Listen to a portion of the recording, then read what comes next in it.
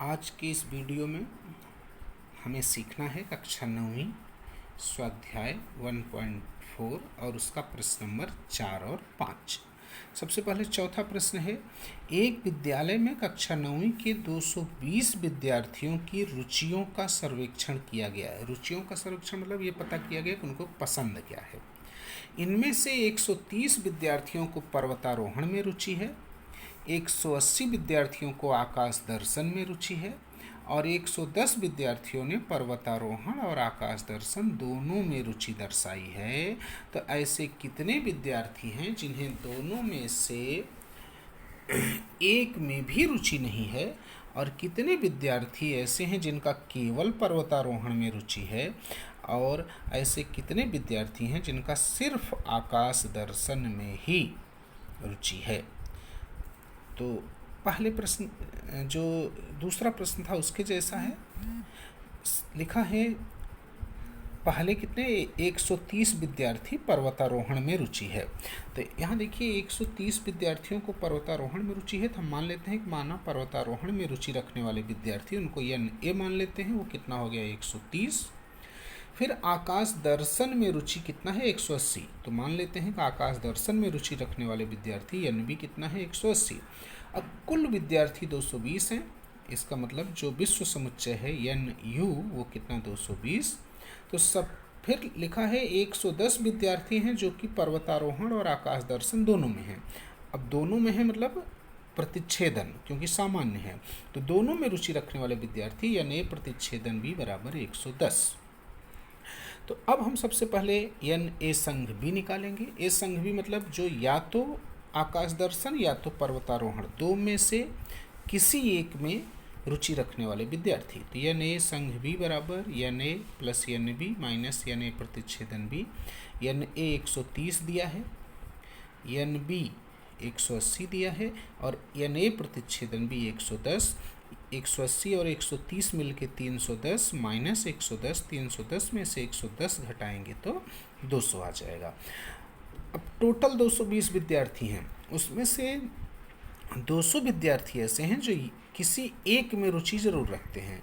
तो दोनों में से किसी में भी रुचि न रखने वाले, किसी भी शौक में रुचि न रखने वाले विद्यार्थी क्या हो जाएंगे, इस विश्व समुच्चय में से A संघ B को घटा देंगे। तो NU माइनस NA प्रतिच्छेदन B 220 माइनस 200 बराबर 20।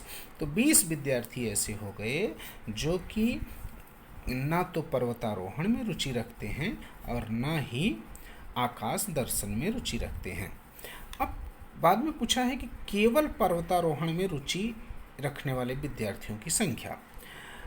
अब पर्वतारोहण में रुचि 130 दिया है, उसमें से 110 ऐसे हैं जो कि दोनों में हैं, 130 ऐसे हैं जो कि पर्वतारोहण उनमें ज़रूर है, लेकिन उसमें से 110 ऐसे हैं जो कि दोनों में हैं। तो अगर केवल पर्वतारोहण वाले निकालना होगा तो हमें क्या करना पड़ेगा, 130 में से 110 घटा देंगे, आएगा कितना 20 विद्यार्थी। और सेम इसी तरह से आकाश दर्शन में केवल रुचि रखने वाले विद्यार्थी निकालना हो तो 180 तो आकाश दर्शन में हैं, लेकिन इसमें दोनों भी हो सकते हैं, और 180 में से 110 ऐसे हैं जो कि दोनों में हैं। तो हम 180 में से 110 को माइनस करेंगे, 70 आएगा। तो ये 70 विद्यार्थी हैं जो कि केवल आकाश दर्शन में रुचि रखते हैं।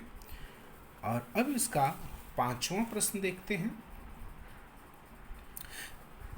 एक इस तरह से आकृति दी गई है और इसके अनुसार हमें समुच्चय A, समुच्चय B, A संघ B, विश्व समुच्चय A का पूरक, B का पूरक और A संघ B का पूरक, इतने सब घटक ज्ञात करना है।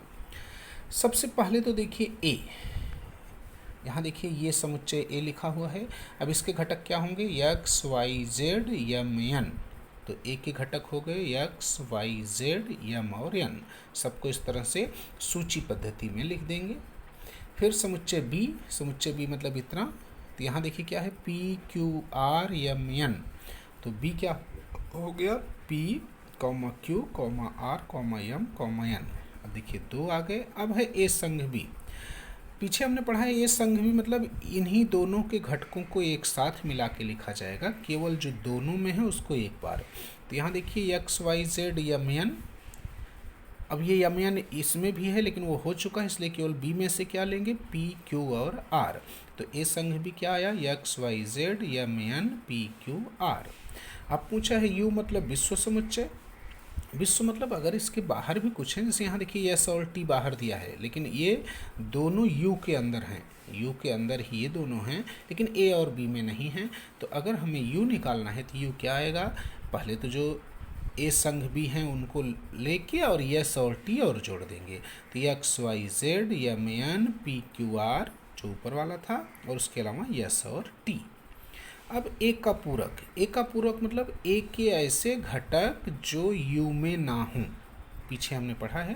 तो X Y Z M N को छोड़ के बाकी जो बचता है P Q R S T, तो एक का पूरक क्या होगा, पी क्यू आर एस और टी।